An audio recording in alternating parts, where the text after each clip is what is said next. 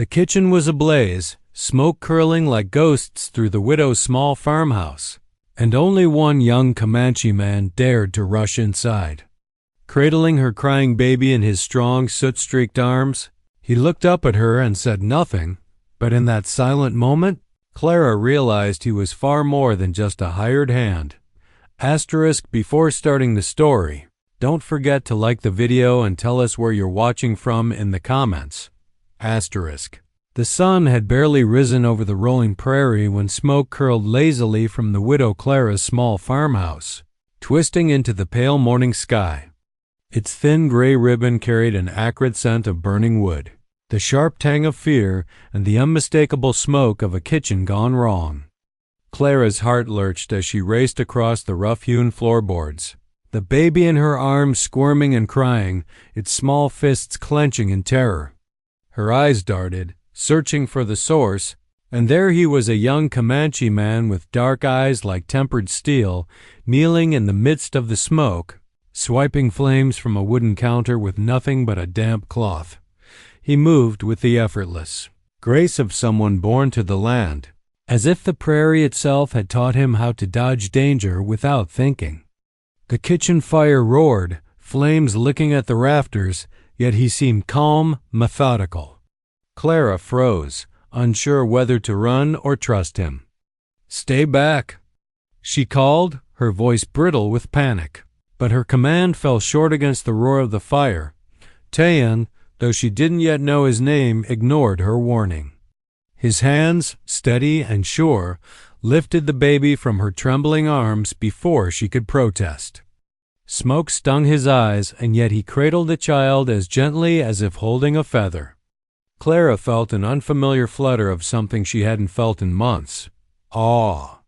Fear and grief twisted together in her chest, but in that moment, all she could do was watch.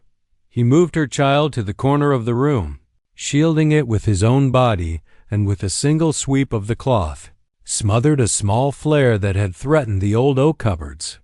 He didn't speak, didn't make a fuss. It was as if bravery was so natural to him that words were unnecessary. The fire hissed and cracked, sending a shower of sparks into the air, and Clara felt her heart hammering in rhythm with the blaze. Finally, the flames began to die under his careful hand. The smoke thinned, and the heat receded enough for Clara to step closer. Her eyes traveled over him, taking in the details she hadn't noticed in her initial shock. The lines of soot across his high cheekbones, the dust and flour clinging to the rough fabric of his shirt, the steady, unwavering way he held the baby. There was a strange tenderness in the way his fingers adjusted the small blanket around the child, a silent promise that he would not let harm come. The baby stopped crying, lulled by the steady rhythm of Tayan's heartbeat against its tiny head. Clara's eyes filled not just with relief, but with the first stirrings of something she hadn't dared feel since her husband's death: trust. She knew, instinctively, that he wasn't just another hired hand sent by the town to cook or clean. There was a depth to him, an unspoken strength that set him apart from everyone she had ever known. Clara swallowed hard, her voice trembling. "Thank you," she managed, though it sounded paltry against the enormity of what had just happened. Tayan only nodded, brushing his hands on his trousers, leaving streaks of ash behind, and handed the baby back to her. There was no flourish, no expectation of praise. The act itself was enough. In that brief, smoky morning, a fragile bond was forged. Clara watched him turn back to survey the kitchen, noticing for the first time the careful order he brought to the chaos, the efficiency of his movements, the quiet authority that seemed to radiate from him without a word. She realized with a small, almost frightened thrill that this young Comanche cook, this stranger who had walked into her life so suddenly, was capable of more than cooking meals or tending a home. He had saved her child, yes, but he had also ignited something in her own heart, the possibility that she might not have to face the lonely, unrelenting frontier alone. As Tayan stepped back, dusting his hands and giving her a brief, measured glance, Clara couldn't shake the thought that this man had entered her life by fate. He was more than a hired hand. He was a guardian, a protector, perhaps even something she hadn't yet named, but was eager to understand. The prairie outside stretched wide and wild, but inside the small kitchen, with smoke lingering like a soft haze, a new story had begun, one that neither of them could have predicted. The smoke had cleared, but the tension in the small farmhouse lingered, hanging like the morning mist over the prairie. Clara adjusted the baby in her arms, rocking him gently, trying to calm the remnants of his frightened sobs. Her hands trembled not from the fire anymore, but from the weight of responsibility and the sudden, unsettling awareness that she had let a stranger into her home. Then, the young Comanche cook moved quietly to the corner, gathering the scattered utensils and scorched pots as if nothing extraordinary had just occurred. His presence was calm, unassuming, almost too steady, and that steadiness made Clara uneasy. She had survived hardship on her own, relying on nothing but grit, determination, and the sharp memory of her late husband's guidance. Trust did not come easily. Not anymore. Did it get the cupboards? She asked, her voice clipped, keeping her distance as she surveyed the kitchen. She didn't want to admit the relief washing through her. Mostly, Tayan replied, his tone low and even. His voice carried a quiet authority, but it lacked any arrogance. We can fix the rest. Nothing that can't be cleaned or repaired. Clara studied him, her gaze sharp. He was young, perhaps barely 20, with eyes that seemed to hold more than his years. There was a kind of quiet confidence that unsettled her, a sense that he belonged to this land in a way she would never quite understand. And yet, he was a stranger, and strangers had no place in the fragile, orderly life she had carved out since her husband's death. You shouldn't have risked yourself, she said, more statement than question. I can handle a little fire. Tayan looked up, meeting her eyes briefly. Couldn't risk the baby.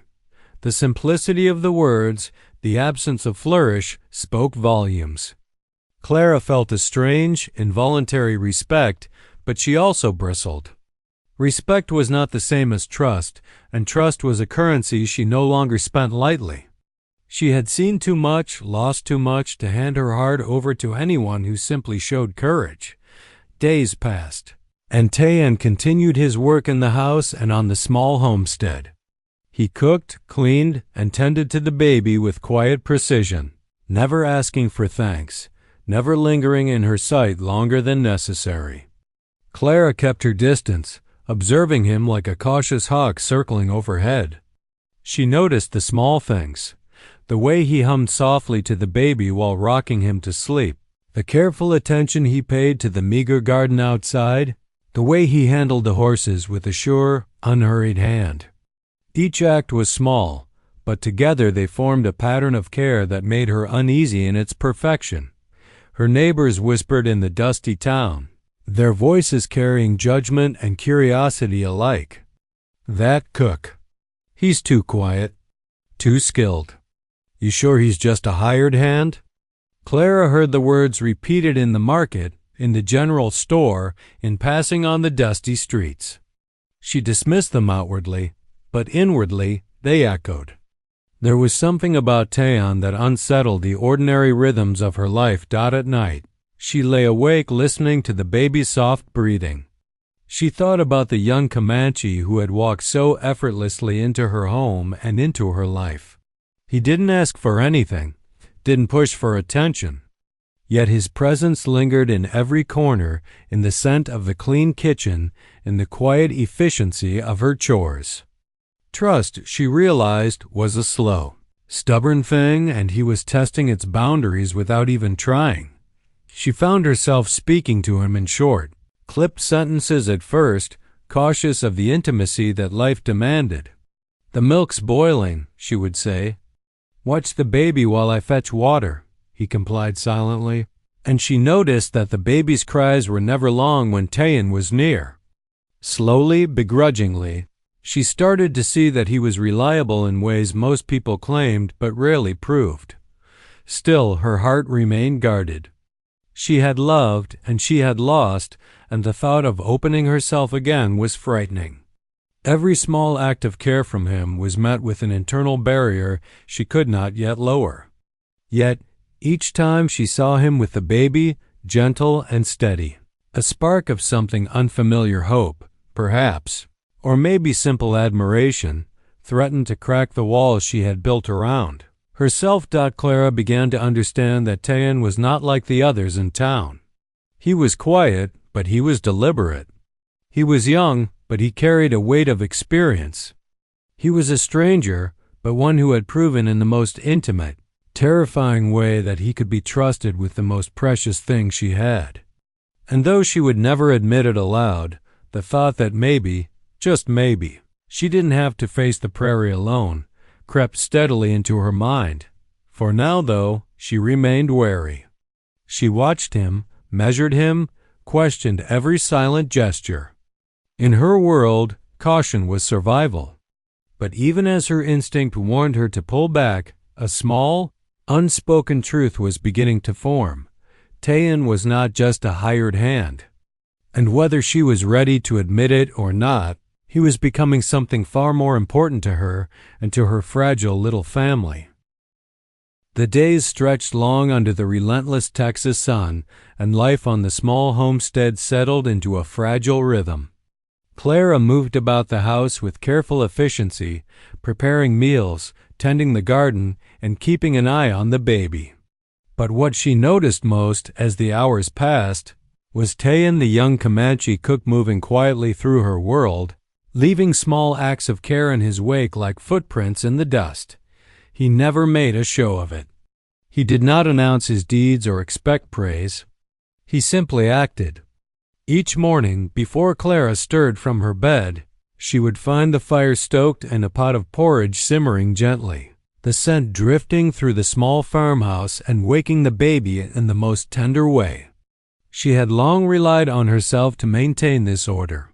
And yet, seeing the simple, steady care with which he worked, she felt a tension in her chest she didn't understand, a mix of relief and suspicion. Tay and single quotes as care extended beyond the kitchen. When Clara stepped outside to tend the garden, she would sometimes find him crouched by the small patch of vegetables, gently brushing soil from the baby's blanket as if it were a sacred task. When a gust of wind swept across the prairie, sending dust motes into the baby's eyes, he would shield the child with his own body, leaning down in perfect balance so that not a single strand of hair or ribbon was disturbed. One evening, as the sun bled crimson across the horizon, Clara found herself seated on the porch, exhaustion weighing on her shoulders.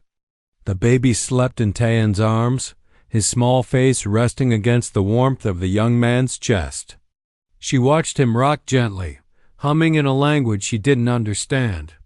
The rhythm was slow and deliberate, soothing the child in a way Clara could not. There was a tenderness in his gaze, a quiet concentration that spoke louder than words ever could. She tried to turn away, to retreat behind her habitual caution, but her eyes lingered. In that moment, Clara realized something unsettling. Tayan's care was not mechanical or obligatory. It was instinctive. Every movement, every glance, every soft hum carried intention and concern. He was attentive in a way that no one else had ever been in her life. He had entered her world and quietly rewritten its boundaries, showing her that trust, though fragile, could exist in surprising forms. Even the small, practical tasks he performed became acts of subtle devotion. He would mend the baby's tiny clothes with careful stitches, not rushing, not drawing attention to himself. He swept the floor when no one asked, carried water from the well with steady arms, and prepared meals that nourished not only the body but also the spirit. Each act of care, no matter how small, built an invisible bridge between them. Clara's walls of wariness, built over months of grief and solitude, began to tremble. She caught herself watching him more than necessary, noting how he adjusted the baby's blanket or how his eyes softened when the child reached out for him. She found herself imagining the life of the prairie without his quiet presence and felt an unfamiliar pang of emptiness. Yet she remained cautious. Years of survival had taught her that kindness could mask danger, and generosity could conceal hidden motives. Every gesture from Tayan was measured, deliberate, and yet she could not find fault in any of it. He neither demanded her gratitude nor sought her approval. He simply existed in her life in a way that made everything feel safer, more manageable, and against her better judgment more hopeful. As the weeks passed, Clara noticed the baby responding to him in ways he did not respond to anyone else. Small giggles when Tayan approached, calm eyes when he cradled the child, fingers reaching instinctively for the young man's hands. She could not deny the connection forming, the bond that was growing silently and steadily, as natural and unspoken as the wind across the prairie. One quiet afternoon, Clara caught herself smiling at him, not the polite, guarded smile she offered townsfolk or neighbors, but a genuine curve of her lips, warm and unrestrained. She felt the tug of something she had long convinced herself she could no longer feel, trust, growing alongside curiosity and perhaps even affection. Tayan had not forced it. He had only shown her, in the most subtle, careful ways, that someone could care without expectation, protect without demand, and quietly transform the life of a woman who thought she was too broken to be touched again. By the end of the day, as the prairie shadows stretched long and the baby slept peacefully in his arms, Clara realized something profound. Tayan was no longer just a hired hand. He had become part of the rhythm of her home, a presence that brought comfort, safety, and perhaps a chance at something she had thought impossible, a family once more. The prairie was wide, dry, and merciless, but the tiny homestead Clara tended was a world unto itself, a fragile bubble of safety, warmth, and routine. Inside that bubble, Tayan's quiet presence had become as natural as the rising sun. Yet beyond the fence, in the dusty streets of the nearest town, whispers began to gather like storm clouds, carried on the wind from porch to store counter, from well to saloon. "It's that Comanche cook," an old shopkeeper murmured, polishing a chipped tin cup. "You watch. He's no ordinary hand. Too quiet, too careful, too clever." Clara heard the gossip eventually, as all prairie news had a way of finding its way home. She was picking beans in the garden when a neighbor, Mrs. Whitaker, paused by the fence, rocking a basket of laundry. "He's different, you know," the woman said, nodding toward Tayan, who had quietly stooped to tend a row of carrots. "Not like the rest. Folks around here don't like it when someone's more than they claim to be." Clara's hand stilled on the beans. She glanced at Tayan, who didn't look up, who didn't even flinch at the comment. There was a stillness to him, a quiet defiance that made her chest tighten. The woman went on, oblivious to the weight her words carried. "I hear things. About his people. About what they can do. How he knows the land, the animals. The ways of surviving in ways we never learned. Some say he's got secrets." Clara's first instinct was irritation.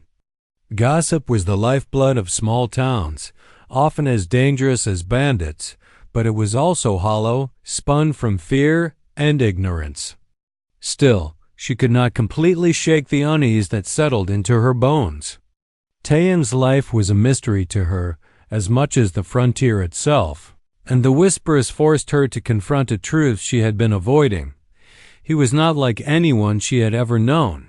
That night, as the baby slept in his crib, Clara found herself watching Tayan from the doorway.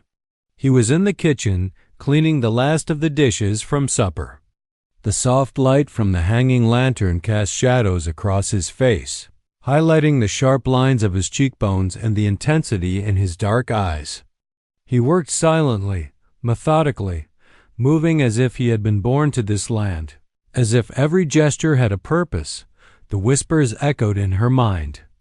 Yet when she looked at him, she saw nothing threatening, only competence, care, and something undeniably human. And still, the seed of caution had been planted. She realized that the very qualities that made him indispensable, his skill, his steadiness, his quiet intelligence, were the same qualities that set him apart, that made him vulnerable to suspicion from those who feared what they did not understand. In the following days, the gossip did not cease. At the market, shopkeepers exchanged knowing glances when Tayan passed. Children would stop to stare, tugging at their mother's skirts, whispering questions they had no right to ask. Clara felt a tension she could not ignore. Every compliment he earned, every small miracle he performed for her and the baby, seemed to draw equal parts admiration and wary curiosity from the townsfolk. One afternoon, as Tayan carried a bucket of water from the well, a man leaning on a fence called out, "That boy's got more brains than sense." "Be careful, widow, he's cleverer than any hand we've had before." Clara's cheeks flushed, part anger, part embarrassment. She stepped forward instinctively, her voice firm. "He's my hired hand, and he's doing more than his job. You'll show respect, or I won't listen to another word." Tayan glanced at her briefly, then back at the well, and Clara felt a quiet satisfaction. He did not need her to defend him. He simply needed her acknowledgement, and he had it. And yet, the whispers persisted. It was in those quiet, tense moments that Clara began to understand something important. The townsfolk's suspicion was not just about Tayan, it was about her. A widow living alone, relying on a Comanche man in ways that challenged the rigid, wary patterns of their frontier life. The gossip was a reflection of their own discomfort with trust, with kindness, with something or someone that defied expectations. By evening, Clara found herself alone on the porch, the prairie stretching endlessly into orange and purple dusk. Tayan emerged from the kitchen, carrying the baby, who yawned widely in his arms. They sat together in the fading light, the distance between them shrinking with every quiet gesture. Despite the whispers and wary glances from neighbors, Clara felt a stubborn surge of gratitude and maybe something more for this young man who had entered her life so unassumingly and yet was proving to be indispensable. She realized then that the town could whisper all it wanted. It could cast shadows of doubt and suspicion. But within the walls of her home, in the small sanctuary of firelight, rocking chairs, and the soft breathing of her child, Tayan's presence was undeniable. He was more than a hired hand. He was a protector, a companion, and a reminder that life on the prairie, though harsh and often lonely, could also hold moments of trust, hope, and quiet wonder. And Clara, for the first time in months, allowed herself to feel that hope fully. Despite the murmurs of the world beyond her fence, the prairie stretched in endless waves of gold and brown, the sun scorching high above the horizon. Clara had begun to relax, believing that the quiet rhythm of their little homestead could continue unbroken. But the frontier rarely allowed such illusions for long. It started with the tracks. Deep, uneven impressions in the dusty earth, large and unmistakably made by horses. Tayan noticed them first while checking the perimeter of the small farm, his sharp eyes scanning the horizon as if reading a story written in the dirt. Clara, unaware of the significance, was tending the baby, humming softly to keep him calm. "They're not alone," Tayan said quietly, his voice carrying the calm authority that had become familiar to Clara. She froze, her hands gripping the baby instinctively. "What do you mean?" she asked, trying to keep her voice steady, though a cold knot had formed in her stomach. "Bandits," he replied. "They've been watching. They know you're here alone. They think it's an easy target." Clara's heart pounded. The thought of strangers descending on her home, of her baby in danger, was more terrifying than any fire or illness she had faced. She wanted to retreat, to hide, but Tayan's presence anchored her, grounding her fear with quiet certainty. "They'll come tonight," he added, scanning the horizon again. "We'll need to be ready." For the first time, Clara saw the full measure of Tayan's abilities, not just in the kitchen, not just in caring for her child, but in survival and strategy, in knowing the land and its dangers. He began moving with purpose, checking the doors and windows, stacking logs near the fireplace for defense, and quietly instructing Clara on what to do if the bandits arrived as night fell. The prairie darkened into a velvet black, broken only by the pale glow of the moon. Clara sat in the main room, baby in her arms, listening to the distant sounds of hooves and muted voices carried by the wind. Each shadow outside the farmhouse wall seemed menacing, each rustle of the tall grass a potential threat. Tayan positioned himself near the doorway, a lantern in one hand and a rifle in the other. He spoke softly, reassuring Clara without condescension. "Stay here with him. Do not make a sound. Trust the land. Trust me." The first knock came suddenly, sharp against the wooden door. Clara jumped, clutching the baby, but Tayan's hand on her shoulder was steady, firm. The second knock followed, then the low rumble of men's voices, rough and suspicious. Testing the house for weakness. Yan moved like a shadow, silent and deliberate. And when the door burst open, he was ready. A single precise shot rang out, followed by the sound of bodies hitting the ground. Clara held her breath, every instinct screaming in terror, but the commotion was brief. Tayan emerged from the doorway, eyes scanning the darkened prairie. Only a few of the would-be thieves remained, and even they hesitated, uncertain of the young man who stood so calm, so unflinching in the moonlight. He didn't boast or gloat. He simply gestured for Clara to stay close, and together they guided the baby to a safer corner of the room. Tayan's movements were efficient, measured, a dance of control and authority that left Clara awestruck. She realized that the man she had come to rely on, the quiet, watchful presence in her kitchen, was also a protector, capable of defending everything she held dear. The bandits retreated after a tense standoff, disappearing into the prairie night, leaving Clara's home and family intact. The adrenaline faded, replaced by a deep, bone-tired relief. Clara's gaze lingered on Tayan, on the rifle resting against the table, on the quiet calm that had returned to their home. She realized that without him, without his skills, his instincts, she would have been powerless. For the first time, the reality of their situation sank in. Tayan was not merely a hired hand. He was her guardian, a force both gentle and unyielding, capable of facing the dangers of the frontier with a courage she could barely comprehend.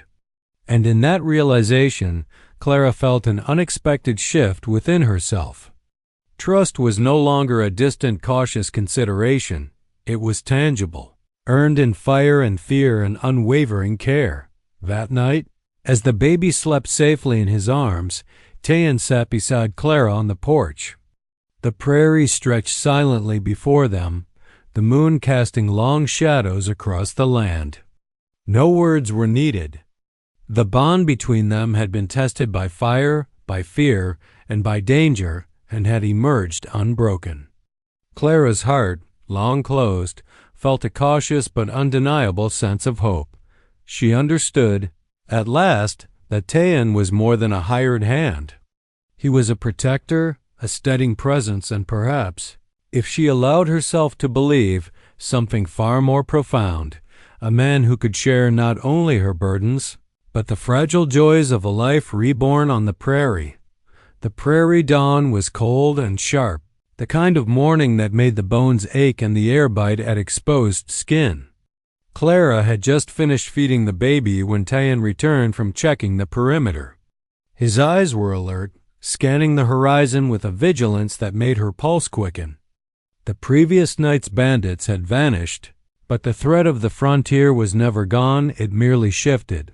Waiting for an opening. Clara had begun to rely on Tayan in ways she hadn't admitted, even to herself. She trusted him to watch the baby, to secure the homestead, to act without hesitation when danger came. And yet, she realized she had only glimpsed the surface of who he truly was. The full measure of his strength, skill, and character had yet to be revealed. It came that afternoon. A group of men, fewer than the bandits before but faster and more desperate, appeared on horseback at the edge of the property. They weren't seeking a simple raid. They were hunters, cunning and ruthless, testing the limits of anyone who dared protect something they wanted. Clara froze. The baby clutched to her chest as the men advanced with sinister intent. Fear clawed at her, sharp and unrelenting. Her instincts screamed to flee, but the baby's cries drew her gaze to Tayan, standing between them and her child. He did not flinch. "You need to leave," he said quietly, his voice calm but commanding, carrying a weight that made the men hesitate. "This is not your fight." One of the men laughed, a harsh, rattling sound. "Step aside, boy, or we'll take what we want." Tayan's movements became a blur of precision and decisiveness. He was no longer the quiet, careful cook Clara had grown to trust. He was a protector in every sense of the word. He guided her behind the sturdy wooden fence, placing himself between the intruders and the baby. Every step he took was deliberate, grounded in knowledge of the land and the physics of defense. Clara watched, breathless, as Tayan engaged the intruders. His actions were swift but controlled, his awareness total. He used the environment to his advantage, the slope of the land, the hidden dips in the prairie, even the angle of the sun to neutralize the threat without unnecessary risk to the child or Clara. The men underestimated him at first, thinking him just a young hired hand, and that mistake cost them dearly. One of the intruders lunged toward the farmhouse, and Tayan intercepted him with a strength that seemed almost otherworldly. He disarmed the man, twisting him to the ground with precise force, then turned to face the next threat without hesitation. Clara felt a chill run down her spine. This was not a man acting on instinct alone. This was someone who had lived with danger, who had mastered control over his body and his surroundings in ways she had only glimpsed in. Stories of the frontier. The standoff ended as suddenly as it began. The intruders, recognizing the futility of their attack, retreated into the prairie, their threats fading with the wind. Tayan returned to Clara's side, brushing dust from his sleeves, his expression calm as if nothing extraordinary had occurred. Clara held the baby tightly, her heart still racing, and looked at him with new understanding. This man, this young Comanche who had entered her life so unassumingly, was capable of far more than she had imagined. His heroism was not a performance. It was a natural extension of who he was: brave, intelligent, and deeply protective. You're more than a hired hand," she said softly, the words trembling as they left her lips. She had tried to measure him, to fit him into the neat categories of her cautious life, but he defied them all. Taya nodded, his eyes meeting hers. "I only do what's needed," he replied simply, though the conviction in his voice left no room for doubt. Nothing more, nothing less. For the first time, Clara allowed herself to see him fully, not just as a protector, not just as someone who cared for her child, but as a man whose depth and capability extended far beyond the simple duties of a hired hand. Every quiet act, every precise movement, every glance of understanding now seemed part of a larger truth. Tayan was a man who belonged in the world in a way she had never dared hope for herself. That night, as the prairie settled into a fragile quiet, Clara watched him with the baby in his arms. She felt a surge of gratitude, relief, and something deeper, more stirring an awareness that life with Tayan could be safer, richer, and unexpectedly joyful. She had witnessed his courage, his skill, his steadfastness under pressure, and she realized she could trust him in ways she had never trusted anyone before. For the first time since her husband's death, Clara felt the possibility of hope, not just for survival, but for connection, for love, for a life shared with someone who had proven himself worthy of both her trust and her heart. The prairie mornings had grown softer, less harsh, as the days slipped into late summer. Clara noticed it in the way the sunlight caught the dust in the air, turning ordinary motes into golden sparks. She noticed it in the rhythm of life on the homestead, the steady steps of Tayan moving about, the soft coos of the baby responding to his voice. Slowly, cautiously, the walls she had built around her heart began to tremble. It began in small ways. Clara would find Tayan sitting quietly on the porch with the baby, humming in his low, melodic tongue, rocking the child with a patience that defied the sweltering heat. The baby laughed, reaching for his strong hands, kicking tiny legs in delight. Clara watched from the doorway, her heart aching with a mix of relief and something unfamiliar, something like awe. The fear that had gripped her after her husband's death began to ebb, replaced by a tentative warmth. At first, she tried to maintain distance, reminding herself that he was, after all, only a hired hand. But each day, she saw the care he took with the baby, not the kind that could be measured in chores completed, but the kind that seemed to flow from instinct, from an innate tenderness that was impossible to teach. He sang lullabies softly, whispered words she didn't understand, and always watched the child with the unwavering focus of someone who understood the weight of responsibility. One afternoon, Clara found herself kneeling in the garden, weeding among the stubborn prairie roots, while Tayan sat nearby, the baby napping against his chest in the shade of the porch roof. The wind stirred, carrying the scent of dry grass and earth, and she realized she was speaking aloud without thinking. "Do you ever rest?" she asked, almost to herself, glancing at him. Tayan's head tilted slightly, a small, thoughtful smile playing at the corners of his mouth. "Rest comes when it's safe to rest," he replied softly, his voice steady as the prairie itself. "But you deserve rest. The baby needs it. You need it." Clara felt her throat tighten. These were not mere words. They were acknowledgement, understanding, a quiet invitation to trust. She realized that she had begun to rely on him not only for protection, not only for care of the child, but for a kind of companionship that had been missing from her life for too long. As the days passed, trust deepened into tenderness. Clara found herself speaking to him more freely, sharing small thoughts and fears, allowing him glimpses of the woman she had been before grief had hardened her heart. Tayan listened without judgment, without interruption, offering guidance when necessary and quiet reassurance when words were not needed. One evening, as the sun dipped below the horizon, painting the sky in streaks of pink and orange, the baby began to cry. Clara had been too tired to calm him immediately, but Tayan took the child effortlessly into his arms. He swayed gently, humming, and the baby's cries subsided into soft coos. Clara's eyes filled with tears, not from fear, not from grief, but from the overwhelming sense of safety and warmth that had settled over her home. She realized then that trust was no longer a distant, fragile concept. It had taken root in her life in the form of this young man, this quiet, strong, and capable Comanche who had entered her world and refused to leave. The walls around her heart were not gone, but they had softened, become permeable, allowing light and hope to seep through. That night, they sat together on the porch, the baby sleeping soundly in Tayan's lap. Clara reached out instinctively, brushing a stray lock of hair from his forehead. He looked at her, unguarded, and for the first time she felt the full measure of their bond. It was more than caretaker and child, more than employer and employee. It was a fragile, beautiful family forged in fire, danger, and quiet care. The prairie stretched before them, vast and untamed, but inside the small home, a fragile sanctuary had formed.